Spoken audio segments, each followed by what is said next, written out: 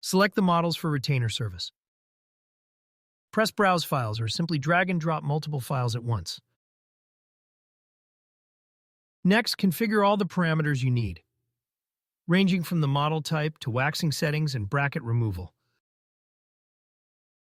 If needed, update the file name that will be engraved, and then press the Place Order button.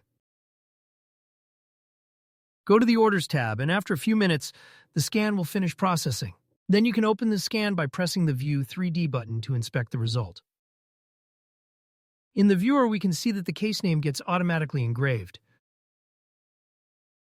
We can inspect the quality of the bracket removal, and we can see the results of the automatic waxing.